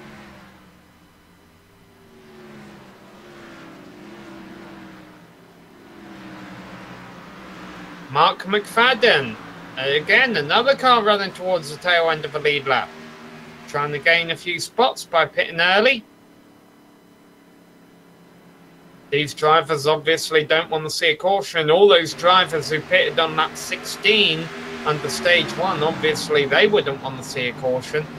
Because even though they take tyres now, Sean, cautions beat cautions, and they'd be out of luck if everyone else came back in. Yeah. Danielson, one of those drivers that took that early stop, Sam. Fighting with Seaman here.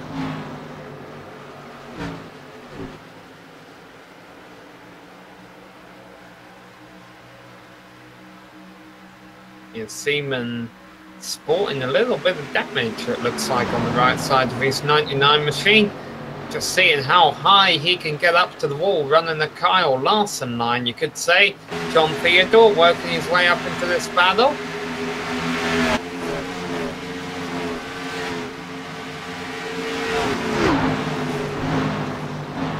Yeah, and there's, Theodore, again, we bring his name up. He's been in the thick of a battle. What seems through much of this race, he's been in the middle of something just inside the top 10, trying to hold off Danielson.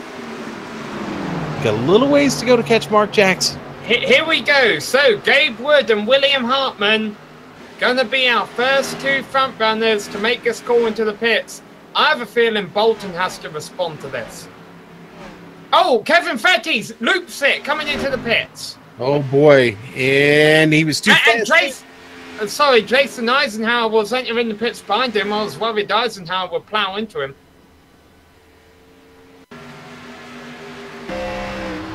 Let's look at this on the replay. This isn't any fun. Right on board here with Kevin Fetty. Slap chop machine. He's just in too hot there, Sam. And locks him up late. He was at about 62 miles an hour over the line when he hit it. Caution on the speedway, and it's for Donald Stewart spinning out of turn 4. And all of the drivers who just pitted, and all of the drivers who pitted on lap 16, I think are going to be in a bit of trouble. Even though everyone has an extra set of tyres here, and the drivers who just pitted under green will get the wave around. Yeah. Sam, Stewart was trying to come into the pits they were showing on a replay, and he just didn't get it right. He got it all kinds of bad, unfortunately, because it happened up there in the racing line. That brings out our caution. Sam, I think that's our second caution of the night. For an incident, yes. And then, of course, we've had our 2 stage cautions been tally up to 4. I just have a feeling, even though the drivers who pitted on lap 16 can get a fresh set of tyres right now, cautions breed cautions. I think we're going to see another one by the end of the day. I think this caution is really bad news now for those drivers who pitted during our opening stage. Who knows, though? I could be wrong. It's a gamble, and kudos to them on taking it. Justin Bolton now leading Josh Bonwell. And so unfortunate for Gabe Wood, once again, another driver who's going to, it looks like he might be foiled out of victory due to bad luck. You know, Sam, I don't know, man. I think we can keep this clean and green to the end. I think really this last incident only happens because pit stops were needing to be made, okay? So take the pit stop out of the equation now. Boy, it could be a great race to the finish here, but we'll see. We're going to probably...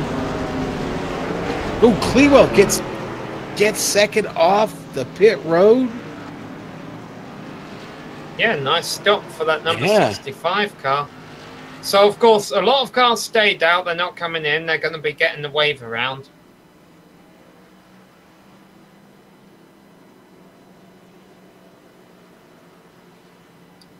But as for our leaders, it will be Justin Bolton leading them back to green, Mark Clewell, Gerald Campbell, Josh Bonwell, and John Theodore breaks into the top 5 for the first time tonight here at the Top Shelf 200. We're going to take a quick break. We'll be back for hopefully the final restart, but who knows?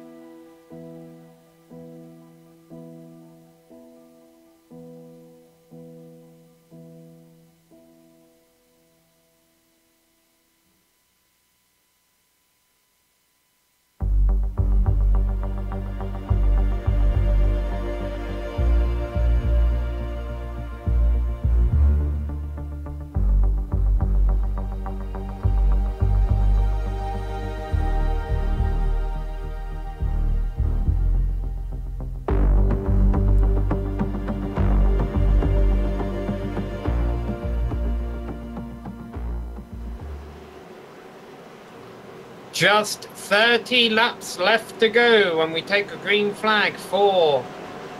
Who knows if it could be the final restart of this race. Justin Bolton in the 24, control of the field once again. Mark Clewell, for the first time, has a clean track in front of him for the restart, and that's 65. But Gerald Campbell and Josh Bonwell have been looking hungry. They're going to start on the road right behind. Gatewood all the way down in 15th place. And here we go. Bolton, once again, a real nice restart for that 24 car. He's going to be tough to beat here, Sean. Yes, he is. And boy, the rest of the field did not need to see him get a clean break, especially when they're fighting so hard behind him. Oh, trouble for Clewell. Woohoo, he was almost all the way around. Woo, and everybody grabs their composure here, including myself. Josh Bonwell could have been a big victim there. Think about all the guys just behind him, too. Seaman, Stanford, Theodore. Again, Trevor Campbell was the beneficiary of that. He was able to break his way up to the second position. He's half a second behind Bolton, half a second ahead of this battle between Clewell and Bonwell. For fourth place, Michael Diller, by the way, has lost the internet connection. There's a big moment at the back. That's Jeff Martin sliding into the grass, into the wall, trying to regain control of the car. Is able to do so, and we stay green. Well, good job by Martin to keeping it down there in the grass, not coming back through the field.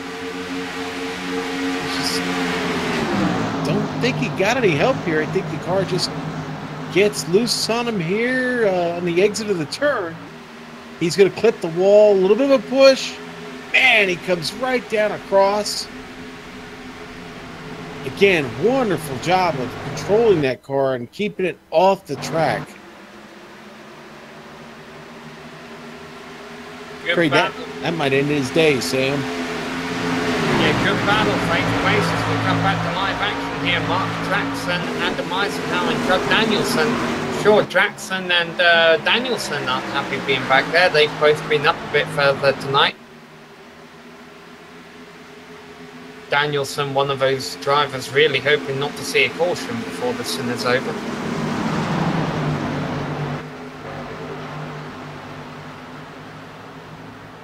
Meanwhile, Bolton has stretched his lead to Campbell out to 6/10. Go ahead, Sean. I was going to say, we were talking about Danielson. My assumption is he doesn't have any tires left, so he's stuck with what he's got out there right now, and 25 laps to go when they come around here.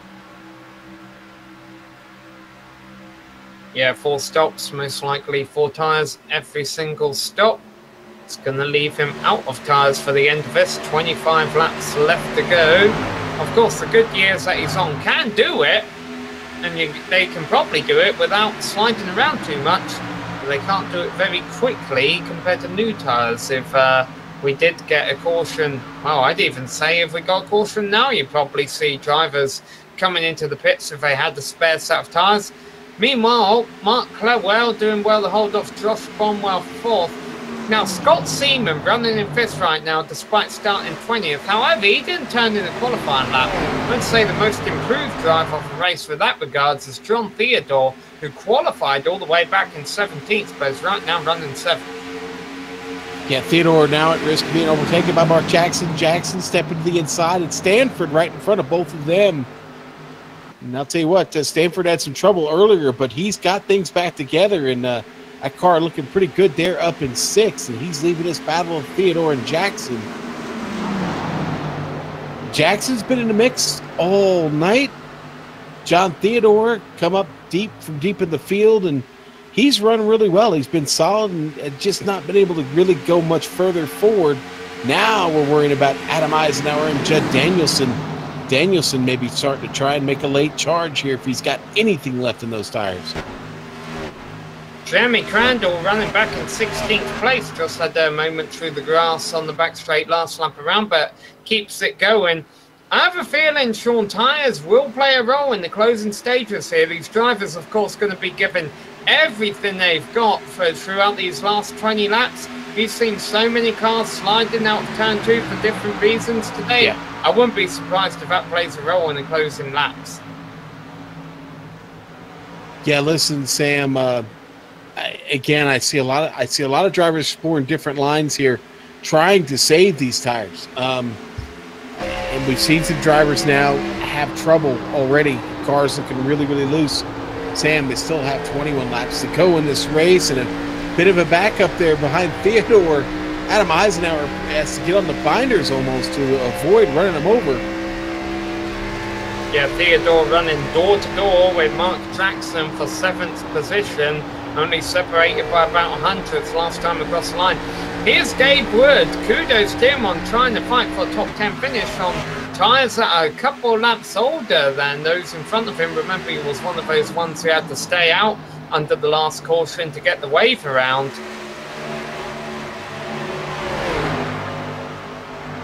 Unfortunately, Gabe Wood, I think it's safe to say he has enough points he can easily make the playoffs.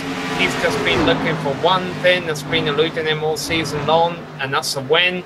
And he played an interesting strategy call earlier to try and get it, and the all-time caution. It will just be the culprit today of why that 00, I think, won't take the checkered flag first. Yeah, and man, it's going to be tough for him to get up much further into this field. I just don't think he has the tires to do it right now. Everybody in front of him has just a few less laps on theirs. This could make it very, very tough for him. Nothing over yet, though. We still have 19 laps to go. Sam, this is racing. Anything can happen. I don't have to tell you that. Meanwhile, for Jason Eisenhower fans, he just lost the connection a few moments ago, so that leaves us now with 17 cars left on the lead lap in the closing stages here. Some of them closer than others. Battle for 5th. Oh, pretty much 5th on back through 11th, all nose to tail. Ooh, Adam Eisenhower with a bit of a slip there as he was following John Theodore. We'd been watching that battle. Eisenhower does a great job, makes a great save. Now he's coming up along, and that car got loose again.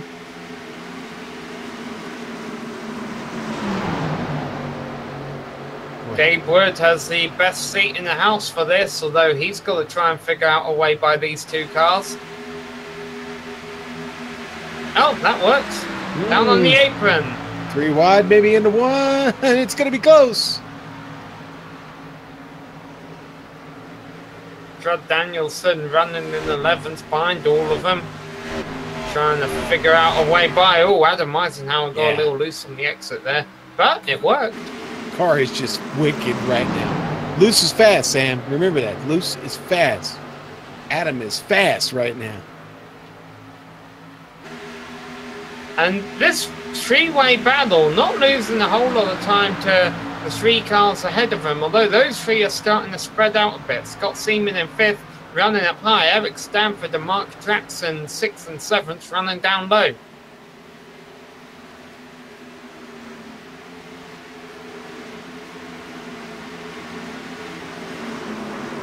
Gabe Wood trying to get the 9th spot. I think he does. Finally clears John Theodore here. Yeah, Theodore going to come right back at him, Sam. Race to the line. Theodore's going to get it. With 15 laps to go. Wood looked like Wood was going to try and cross him over there into 1. He did not have the momentum.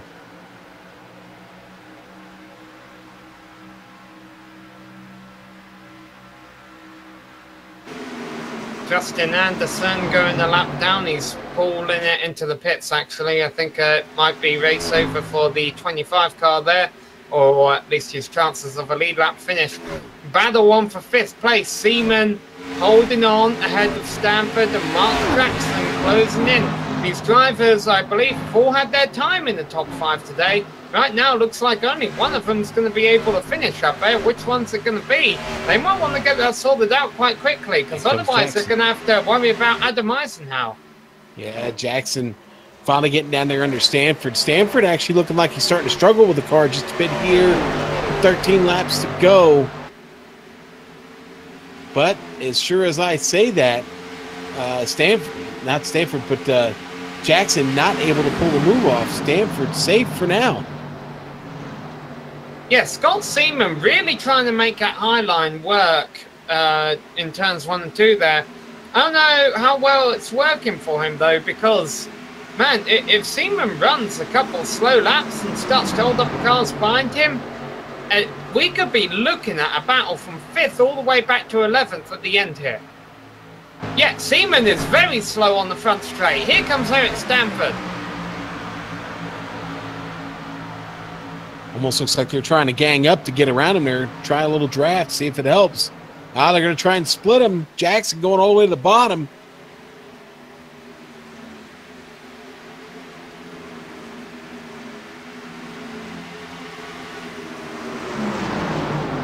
Here they go, side by side in turns 3 and 4. Stanford indeed going to come out on top. Ahead of Seaman, ahead of Draxon. So, the number 99 car, maybe the handling is starting to go away a little bit right now.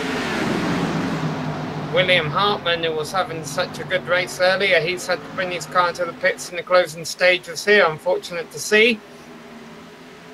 Jackson takes a look on Seaman for 6th, and Scott has not gave up 5th place.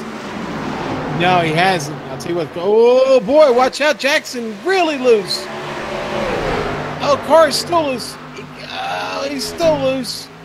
They got a little help from Eisenhower. You see the damage on the rear bumper of Jackson. I think it stems the tide there, though. We've got a replay of it here. Watch this.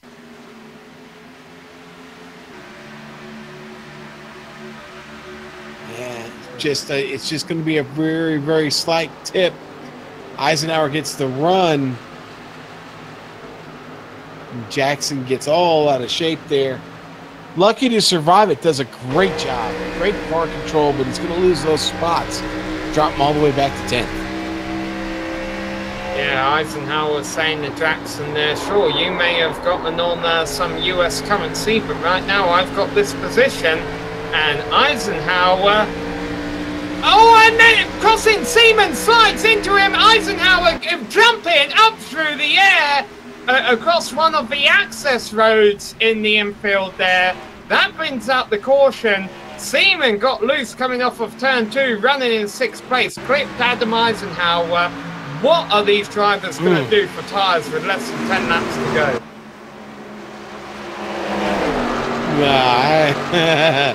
Less than 10 laps to go, Sam. I don't know. I think we may see a good majority of them hold station, at least in the top 5, top 6, maybe the entire top 10. This is, oh boy, wow. This really, this makes things interesting here. Bolton has a hard decision here. Whatever he does, I think he's got to come in and take him. Of course, some drivers won't come down at all because they don't have a set of tyres left. Bolton comes in. Everyone coming in. Some drivers staying out. John Theodore, Mark Jackson, Judd Danielson, all drivers that I don't think have a choice. Yeah, well, they may not have a choice, but that's what they're left with. And Sam, the right move was to follow our leader, Justin Bolton, in the pits. If I was going to say a moment ago, if he pulled off, I think everybody else. Oh, and Bolton overshoots his stall. Oh, he does. Yep. Now, Gerald Campbell came in behind him, I believe. Can Campbell win the race off pit road here? It's going to be close. Not enough. Oh. That's Josh Boltonwell, but Bolton still got it. Now, of course, Bolton won't be leading the race. He'll be 4th, behind John Theodore, Mark Jackson, and Judd Danielson on all tyres. And normally here on iRacing, Sean, we'd be saying that those 3 would be hoping for a quick caution. Problem, quick caution in this series doesn't end the race. It doesn't. The green-white checker does. They better be full throttle. They better be on point.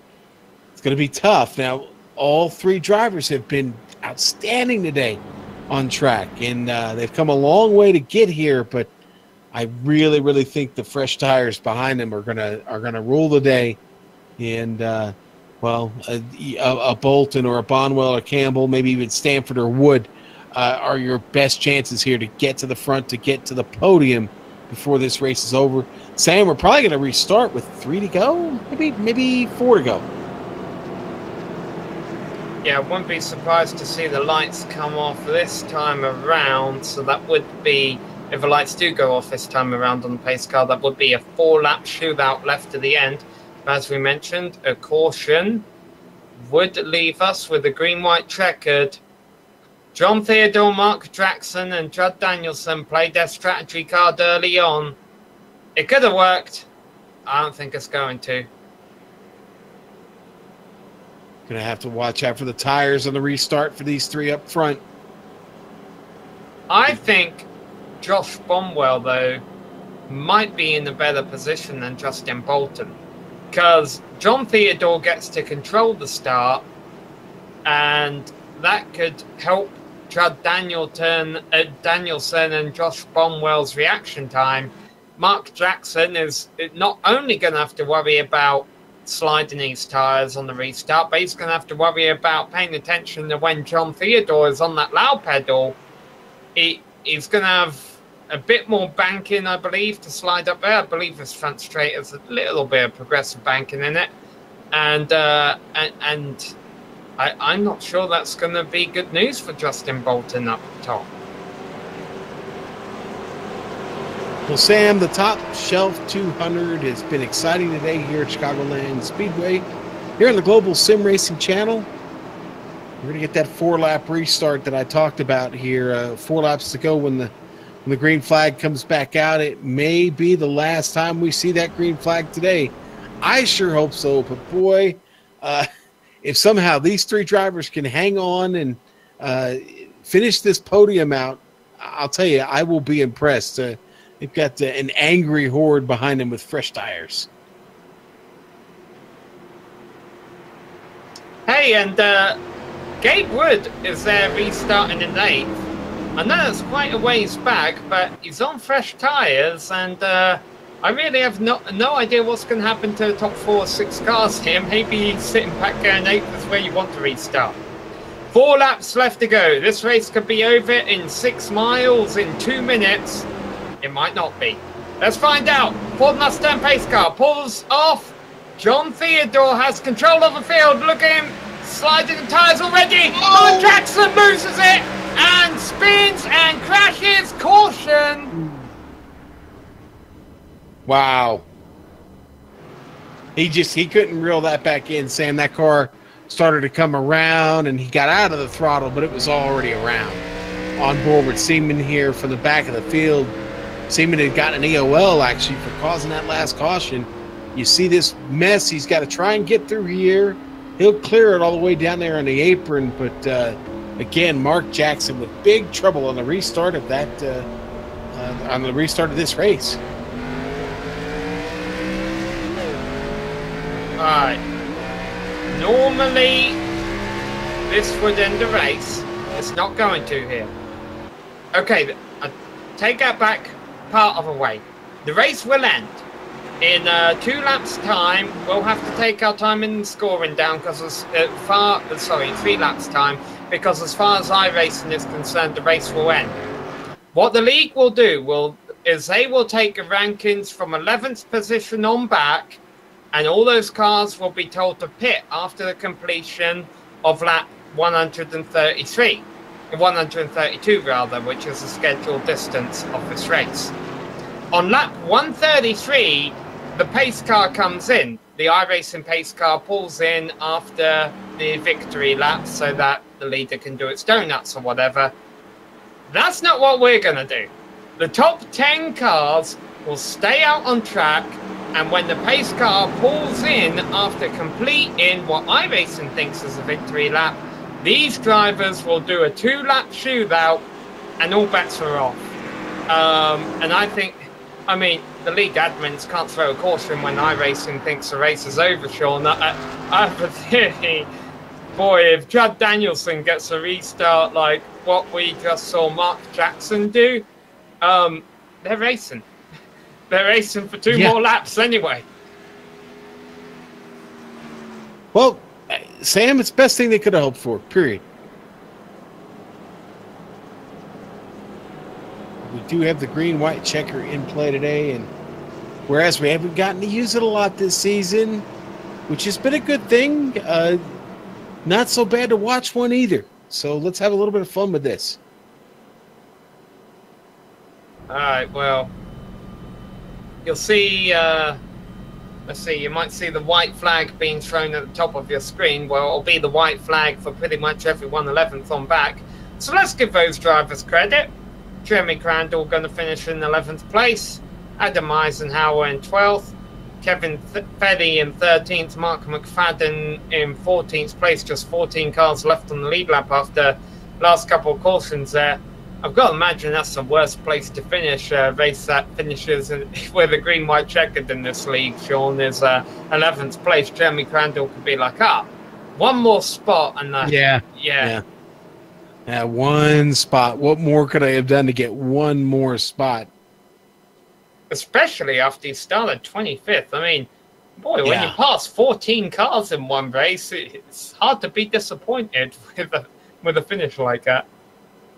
Well, he is going to walk away with our hard charger of the night. And tell you what, enjoyed watching him work his way through the field. Good fighter.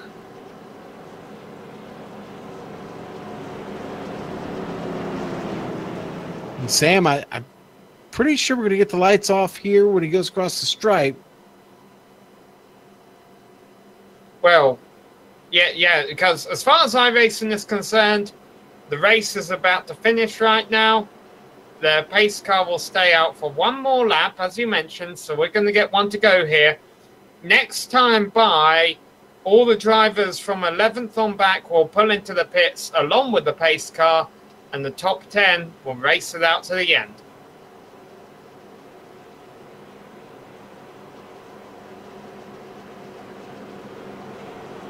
The pace car lights stay on. Oh, no, they do go off. All right, the top 10 starting to go side by side here and get ready. The John Theodore and Judd Danielson are on really old tires that aren't going to do them a whole lot of good. The JBs starting on row number 2, Justin Bolton and Josh Bonwell. Their job is going to be to get by John Theodore and Judd Danielson as safely and as quickly as possible. Gerald Campbell and Eric Stanford starting alongside each other in row 3. Their job is to capitalize if Bolton and Bonwell are unable to take advantage of a front row getting a bad restart here, because I just have a feeling with the age on Theodore and Danielson's tires, Sean, they're going to struggle here. Well, I'll tell you what, I swear John Theodore has got a chance. A chance. Everybody has one. Here we go, Sam. Pace car is off. 2-lap shootout between 10 cars, and Theodore does get a good restart. Justin Bolton, and once again the high side, not the place to be. Danielson checking them all up there. So, top 3 cars able to break away. Theodore's old tires are already working against him. Boy. Yeah, Bolton just powers along on the outside. Now Theodore's in everybody's way. Kind of got to be careful there. Bonwell gets held up. It lets Campbell and Wood get by. Bolton leading the race. Campbell second. Gabe Wood third. Final lap.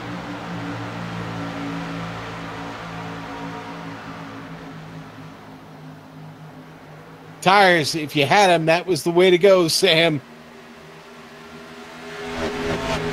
Yeah, Theodore and Danielson already back to 9th and 10th place. That's where they'll finish. But boy, Justin Bolton, just like we saw Lateoff do last time out at Michigan, shows up and puts on a clinic ahead of the rest of the field. Justin Bolton going to take a victory here at Chicagoland ahead of Gerald Campbell and Gabe Wood. Nice point stays on the podium. Gabe Wood will have to wait another race, see if he can get a victory. Josh Bonwell and Mark Clewell rounding out the top 5. Whew.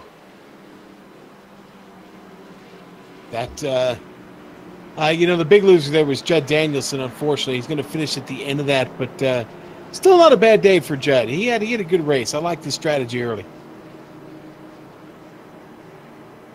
All right, well, we're going to take a quick break. We will be back with a full race rundown as well as drive interviews here on the GSRC. Don't go away.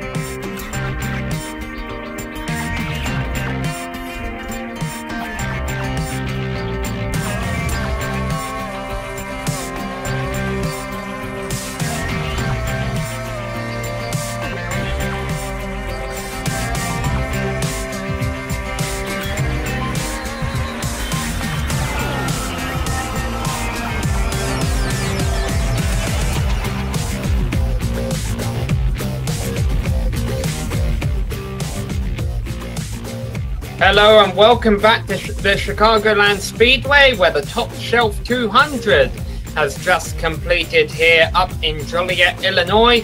And the race winner, when it was all said and done, was Justin Bolton. He brought it home ahead of Gerald Campbell, Gabe Wood, Josh Bonwell and Mark Clewell rounding out your top 5. And then Eric Stanford, Ray Richer, Donald Stewart, John Theodore and Judd Danielson rounded out the top 10. And I want to give a special shout out to Ray Richer there, Sean. I don't think we mentioned him all night long. Yep, we didn't talk about him much, unfortunately. He'd gotten a little trouble earlier, but salvages it out. Let's go back to 11th. Jeremy Crandall going to finish there. Adam Eisenhower in 12th. 13th going to go to Kevin Fetty. Mark McFadden will take 14th today. Justin Anderson, 15th. Mark Jackson, after battling up front for the whole race, is going to wind up with a 16th place finish. Scott Seaman, same situation for him. An EOL penalty to him really cost him a good chance to finish on the podium. 17th, William Hartman, 18th. 19th, Robert McFarland. Way to hang in there, buddy. He's going to finish a couple laps, or well, a few laps down, but had connection troubles and got back into this thing. Jason Eisenhower, 20th. 21st, Jeff Martin. Michael Dullard, 22nd. Trey Galgan, 23rd. 24th to Ken Richardson. And Mike Donahue going to finish 25th for this 25-car field today, Sam. Yeah, and we must mention that obviously that's not the way iRacing was scoring them at the end of the race, because iRacing assumed the race was over before it actually was. So it does mean that when we do our post-race interviews here, the position that it says the driver finished in the race might not necessarily be where they were. So let's talk to the driver who finished 3rd place, and that is Gabe Wood. Gabe, we've spoken to you after getting podium finishes before this season. Obviously pretty frustrated you haven't pulled the win off yet this year.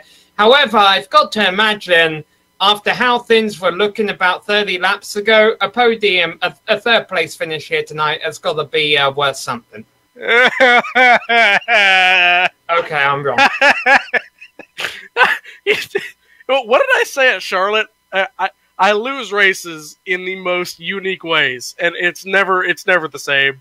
No, that was as soon as I hit pit road, caution comes out. I'm like, oh my god, yeah, and yeah, podium finish. That's incredible, considering I couldn't even get past 10th. You know, once I started working my way back to the field, and I just burned up my tires. I got lucky. Yeah, it was very interesting. When you came in reality, I believe there were 2 more laps of green flag racing before the caution flew. And Justin Bolton didn't opt to pit during those 2 laps. It looked like you were going to end up with a huge lead had that green flag cycle gone through. Do you think you could have raced Bolton at the end there and held him off? I think so, because on the runs where me and him, you know, were 1-2 or 1-3, you know, he'd be in the lead, I'd be in 3rd or 2nd, and I didn't have to fight anybody. I could be able to save my tires, and we'd be on the same pace. But it was like a 1.5 second difference between the old tires and new tires, and I think if where he was 2 laps out on the racetrack past when I pitted, that would have given me the lead, depending on how I came off pit road, which I think I came off pretty well. But would I have been able to hold him off? Maybe, depending on how many laps he stayed on the racetrack.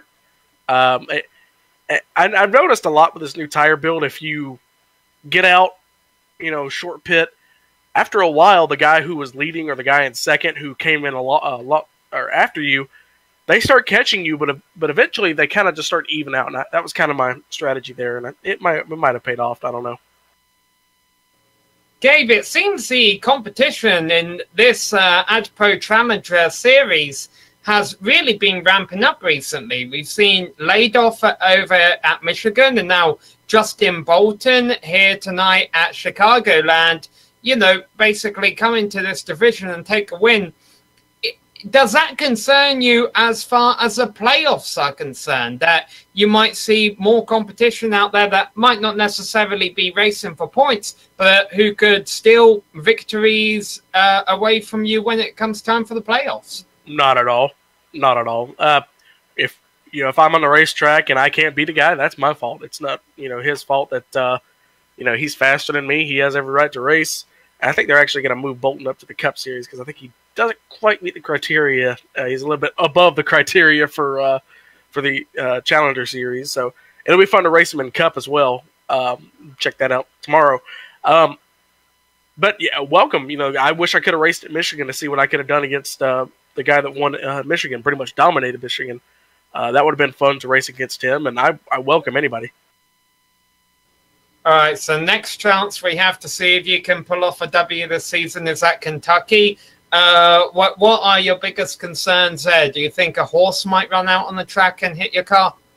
Actually, let me look at the schedule because my biggest concern for Kentucky might be the fact that I can't even show up because I'm running the full tour with the ARCA Racing Series. So, I might not even be able to race Kentucky. I think I might be good for the rest of the year. So, New Hampshire, let's talk about New Hampshire. I think some maple syrup will get on the racetrack. That might happen.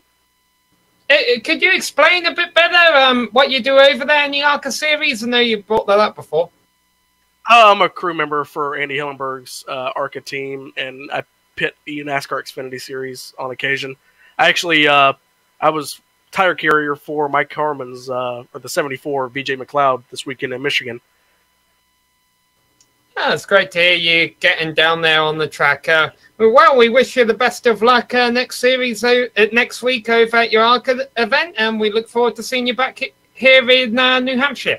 Hey, yep. Sam, real quick before we let Gabe go, if he's carrying tires, Gabe's in shape because those tires, I'm here to tell you, come on, man. Gabe You're not in shape. Body. Gabe is a circle is a shape. Let me just go ahead and tell you that. The tires are heavy. They weigh about 80 pounds, but no, Gabe is a fat body. I will send pictures to the GSRC crew so you can see what Gabe looks like. All right, Gabe. Thanks, man. We'll let you go, buddy. All right, thank you, guys. Sorry to step on you there, Sam. That was pretty funny. Why don't we talk to Mark Clewell real quick and talk to him about his adventure today. Mark, it was a bit of an adventure, but listen, buddy, you get a top 5 here. It wasn't easy. This was a very exciting race. Yeah, it was my typical save tires and come on strong at the end and another top 5, but same boat as a 0-0 there. We're kind of trying to find that elusive win. Yeah, it's been tough this season for you guys. Hey, it's going to happen. You're going to get this win. Question is where? We've had several 1.5 mile tracks. Do you favor the 1.5 mile, or do you like to maybe go with something a little smaller, maybe even a little bit longer, a 2 mile track maybe? Well, we ran Michigan last week, and I don't really care for that track and finished 4th, so that's a good thing. But I kind of like them all. I got a few of them that I like better than others, like New Hampshire and Indy. Maybe it's the flat tracks that do me better. But I don't know. We got a couple Act 3 road courses coming up, and Bristol sandwiched in there in the month of August, so that'll be an interesting 4-race run there. It definitely will, and I'm glad you did bring that up because, that's going to take us. That's going to open up some opportunity for some of the drivers that may be down right now, and you could be one of them. But listen, I got to ask you. You mentioned saving tires, and that was a big deal today. We saw drivers driving a lot of different grooves. What worked for you? I ran the white line the whole race pretty much. A couple of times, maybe just a couple laps, I tried the high line. It just didn't work for me. I felt I was able to back the corner up a little bit and just run that low line and get a good run coming off, and that saved tires for me. And I was able to run guys down, make a few passes at the end of each stage and at the end of the race there too. Before the green-white checker there, I was catching the 6. I don't know if I would have passed him, but we would have had a good race anyway. Mark, it's time to thank a sponsor. Who would you like to thank today? I want to thank Team Aegis. Those guys are really supportive in what we do, and it's a lot of fun hanging with them. And thank Gary for the series and you guys for the broadcast. All right, Mark. And Listen, buddy, we're pulling for you. We know you're going to get that win before this is over with, and best of luck to you. We'll see you next week. 10-4, thanks. Sam, I think you've caught up with Gerald Campbell, who just made it in for an interview. Yeah, Gerald. Yeah, hi, Gerald. Hey, sir. How are you guys doing today? We're doing all right. We got to imagine you're fairly content with the second place finish there. Did you have anything for Justin Bolton at the end? I was hoping he would start getting tired and maybe forget what racetrack he was racing at, maybe touch the wall a couple times. But other than that, I didn't really feel like I had anything for him except for, trying to get him on that restart. I tried taking John Theodore 3 wide and maybe try to make it go two abreast into turn 3. But nah, just as soon as he got out in front of me, it was like that all night. So it was a good night for me. It was a good points night, and I'll just move on from here and maybe go to the next race and try to see if I can get it next time. How do you feel momentum is going for you right now, Gerald? Because I know you're one of only 2 drivers that has 2 wins in this division so far this season. But I think it's been a few races since you got one of those. Do you feel, with just the playoffs a few races away, do you feel confident when the playoffs come that you've got what it takes to stay ahead of these other drivers? Well, in the beginning of the season, I was very goal set into just trying to get as many wins and as many points as possible as far as trying to get those stages and everything as far as that. I had a good chance to get stages if I went down pit road, and I was weighing it back and forth. Oh, should I do it? Should I not? And, the later part of the season, now I'm starting to concentrate on trying to get the overall standings, because you get a heck of a lot of points doing it that way, and I think it's a pretty darn good close battle for the overall standing. So I'd say about maybe 4 or 5 races back, I switched my driving style to being as aggressive and trying to play the strategy as much as possible to just making sure I was up front. And I think I've gotten quite a few top 5s. If I got the chance to get the win, yeah, I'm going to go for the win. I'm just trying to make sure that I collect as many points as possible for that, trying to get that into the regular year point standings. All right, well, we're going to cut this interview a little bit short, Gerald, because we got another driver waiting in the wings. So we'll see you in a couple of weeks' time in Kentucky. Anything else you'd like to say before we let you go? Congratulations to the winner. Thanks, everyone, for watching. Thanks, my wife that's watching the race. By the way, Samuel, she says she likes your accent, and that's what keeps her awake at night whenever I'm laying next to her, I guess, huh? Oh, yeah. TMI. No, like I said, I always thank the vets at the end of the races, VFW, Veterans of 4 or more. So just so everyone knows, you should always thank a vet no matter what. You should, even if it's not a holiday, Memorial Day or anything, if you see a vet, you should always thank them.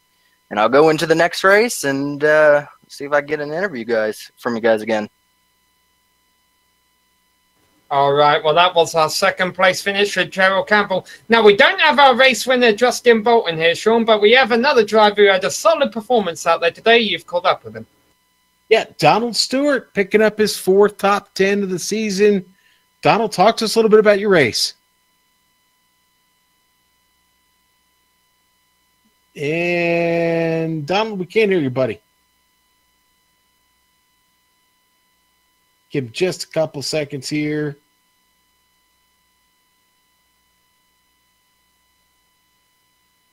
All right, I'll tell you what, Donald having trouble with the mic there.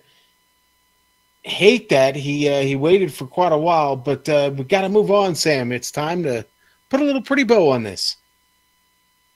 Yeah, and that's unfortunate we can't talk to Donald. He had a good race there, starting 21st and bringing it home in 8th position. One of the drivers looking for a good finish, and he got one because he is currently just on the inside there in the playoff positions. Well, we will be back in next week, actually, next Thursday at Kentucky, to find out if another driver can get a victory, lock themselves into the playoffs. You just heard there's some drivers there looking for it, such as Mark Lowell, Gabe Wood, Will Davis, John Theodore. But before then, we got some people, including the organisers and the competitors of the Simulated Stock Car Association and the AdPro 360 Challenger Series that we would like to thank. AdPro 360 is an advertising agency that specialises in digital and social media marketing. For more information, go to adproresults.com. We would also like to thank all of the companies that provide the software and hardware for our broadcasts, and there you can see them listed there on your screen. Additional thanks to Eric Ekholm and Casey Lalonde who provide us with our great music. See the screen for how to get a hold of more of their great work. Thanks to the team today, Sean, Joe and Dougie. If you'd like to find out more about GSRC, visit us at globalsimracingchannel.com. We're also on social media. We're on Twitter at GSR Channel, Facebook at facebook.com/globalsimracingchannel, and Instagram at GSRC_gram. All of the upcoming races for our other series are listed on screen, so check those out, mark them down on your calendar, and don't miss another second of exciting racing action. But until next time, race clean, race hard, and we'll see you on the track.